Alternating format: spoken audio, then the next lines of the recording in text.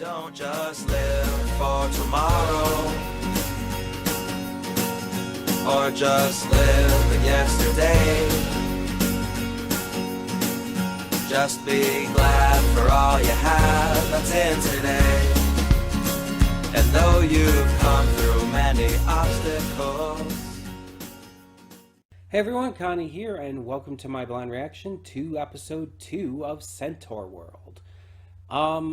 So episode 1 was pretty good. It was ridiculous, it was off the walls, it was completely insane. But in kind of an enjoyable way. In a way that reminds me of other stuff that I've watched on the channel and stuff like Adventure Time, for example. Adventure Time is obviously completely psychotic.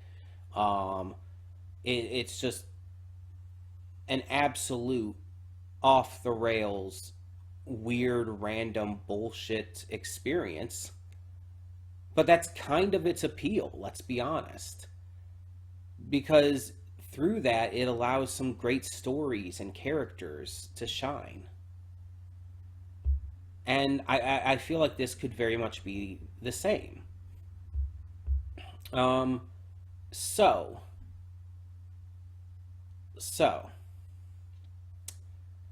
apparently, I've been let know in the comments from the episode 1 reaction, that apparently, I guess some people, like, when they went into this, they didn't know what to expect and all, and they watched, like, they saw the cold open with horse and rider in their war-torn world, and it excited them. But then when it got to Centaurworld, the drastic change, I guess, threw them off and started to even, in some cases, maybe turn them away from the series. I did go into this in a different way than maybe some people did in that regard. I knew about the Centaurworld stuff. I knew about the character designs and the colorfulness and all of that. So that kind of stuff didn't surprise me. Because this series had been talked about and I've seen like a clip here and there randomly, it's like, yeah, I knew about that already. So I did go into that with a bit of a different viewpoint just right off the bat.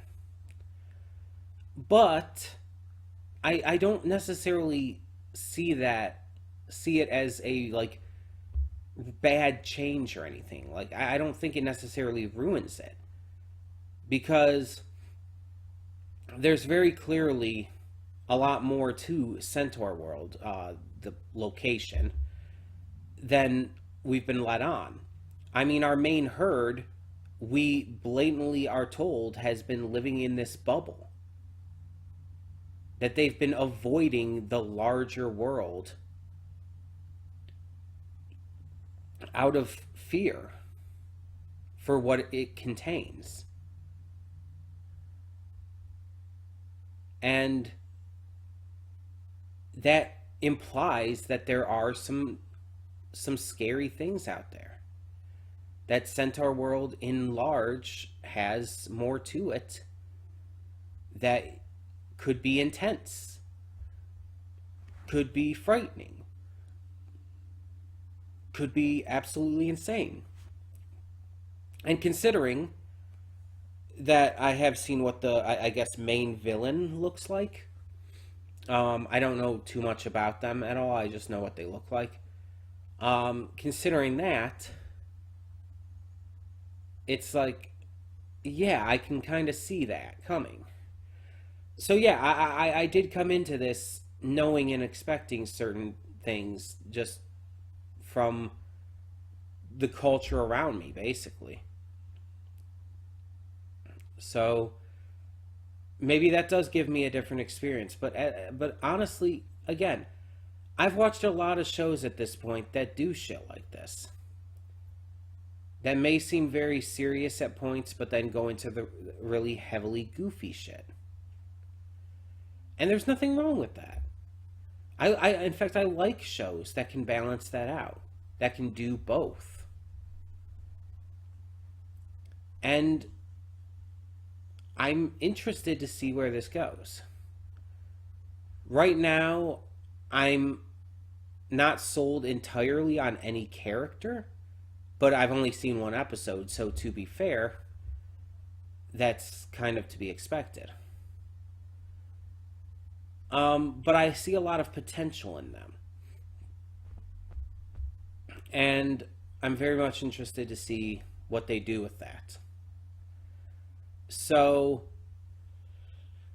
by the end of the last episode, our herd has broken out of its bubble, the magic bubble protecting them, thanks to some encouragement from Horse. And now they are headed out into the wider world along the Rainbow Road in order to reach a shaman, I think it was, and just find out a way to get Horse home, back to Ryder. So yeah, I guess we're gonna have to see where this goes. And again, I don't remember exactly how many episodes this is. It's a streaming service series, so I think it's somewhere around like maybe 10. Let me make sure though. I might have looked it up last time and forgot, but I want to get it down here. I think it's 10. Or no, is it 8? This is saying 8 here. Let me just make sure, though.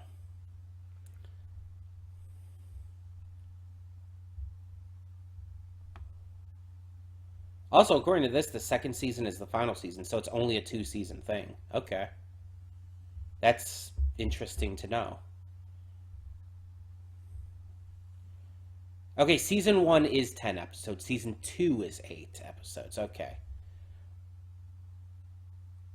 Okay, that's interesting. Also, it was only released in 2021, so it's not only just a 2-season show, but it was released like within the scope of 6 months, basically. Season 1 was released in July, at the end of July, and season 2 at the beginning of December. So this series didn't last long. But longevity does not necessarily mean quality, anyway. So, hey, still can be very good. I have faith in it. So yeah, 10 episodes for season 1. I'm excited, though, to check out more, so we're going to get into this and see if I can start getting any of their names down. Because the only one I remember right now is Horse. Oh, well, and Ryder. But that's because their names are so ridiculously simple. So let's get this going. When the screen fades to black, pause this redirect and go to the description below. Follow the link to the reaction, and after you watch it, come back here to the redirect and resume play. Because after it fades black and then it fades back in, everything from that point forward will be my afterthoughts and will contain spoilers to the episode. Episode. I'm only doing one today. So, that being said, thank you so much for tuning in, and I will see you at the reaction. And we are back.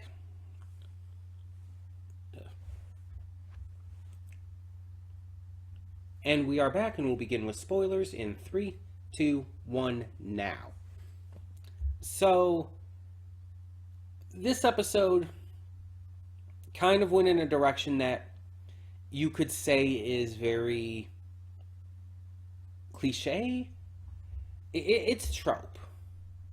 It's a trope for sure, to have the two parties that have come together start to argue over how best to handle the situation. They come to odds with each other and eventually come to realize that they needed to work together rather than do things on their own. It's a trope. And I've never had an issue with it. I've never particularly found any real issue with the trope or with how it's been portrayed in different media. And I still don't here. I definitely don't think there's anything wrong with it here. But that's pretty much all the episode was. So, Horse is heading out with Wamawink and her herd to try to find this shaman. And they have different ways about going about it because of, the different places they've come from and all.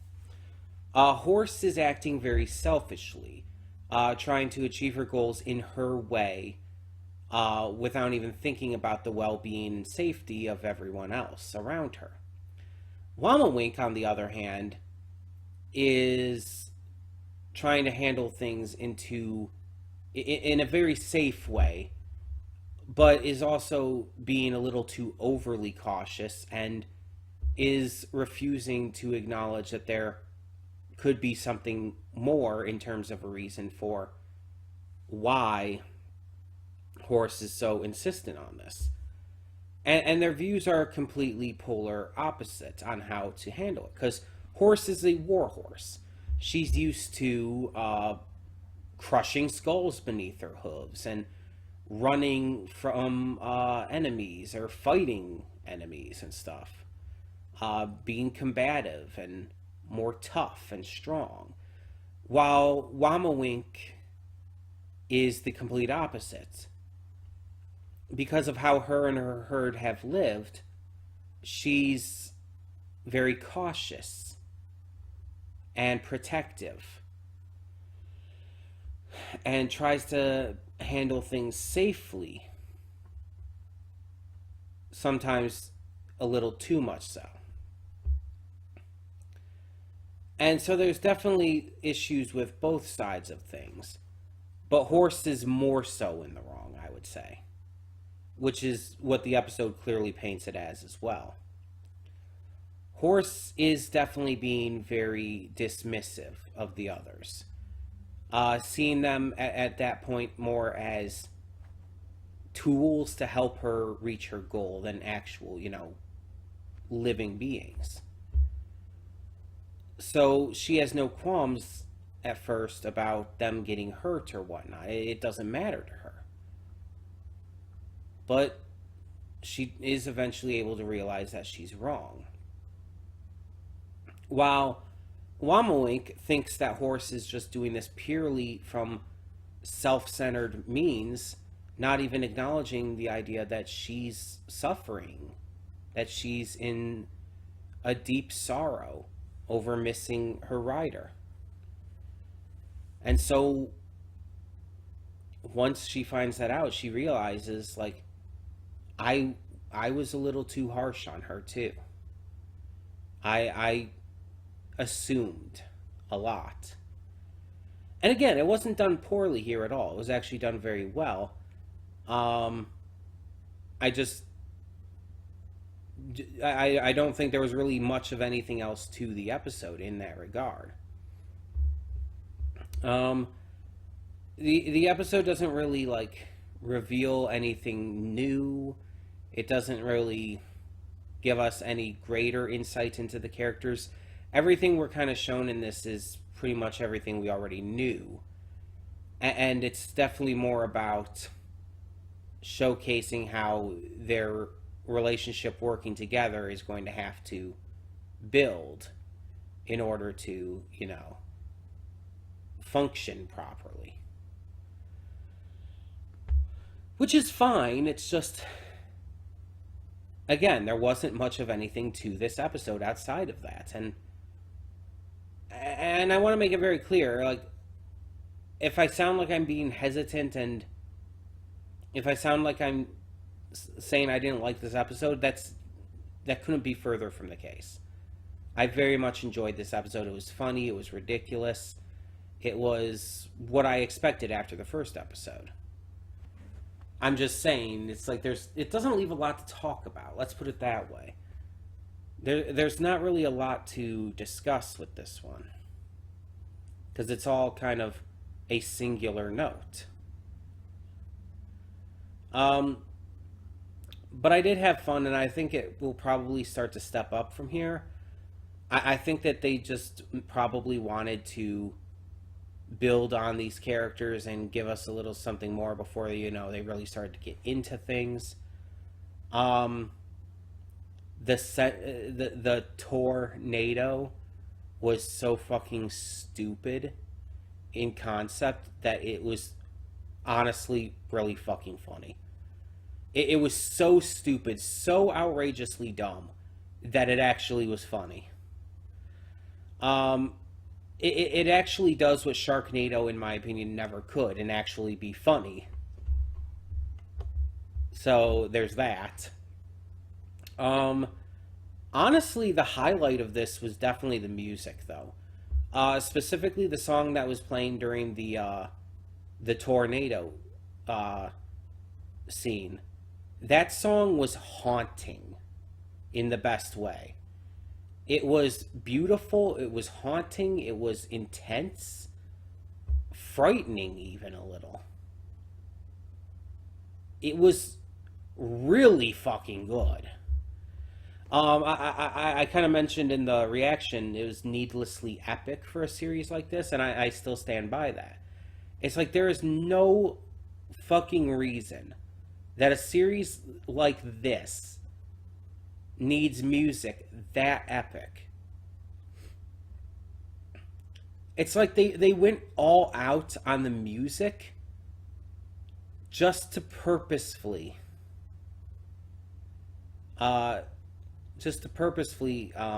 make it stand out amongst everything else. Because you have everything else about it, the visuals, the voice acting, the sound direction in general, and then you actually hear the songs and it's like, the fuck? Why is this like this? Why is this so cool? Why is this so tense? Like the music quality would be something I'd more expect to see in something like Infinity Train, in terms of its tone and its style and whatnot. It has that kind of darkness to it that I kind of dig the shit out of. So you could tell I'm really enjoying that aspect of things. And I want to make clear, stuff like the animation and all is still fantastic. There are certain parts of it that really do show some really unique style to it that helps it stand apart from other things. I'm really impressed by this series so far. It's doing its job in ways unexpected, and I dig that. So yeah, so far very good vibes with this show. This is definitely, as of episode 2 here, the best performing show for me of these poll series reactions. I'm hooked in at this point. It's not like the best series ever or anything, but I'm hooked in. And seriously, if there isn't fan art of Horse and Izzy together, I'm going to be disappointed. I am looking that shit up. Especially with that song about like crushing skulls beneath her hooves and all. I want to see fan art of Izzy singing that song. I need to see fan art of Izzy singing that song. I need this in my life.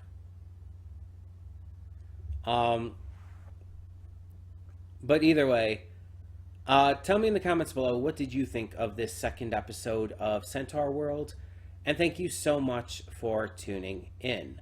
For now, I'm Connie and I'm signing off. See y'all next time.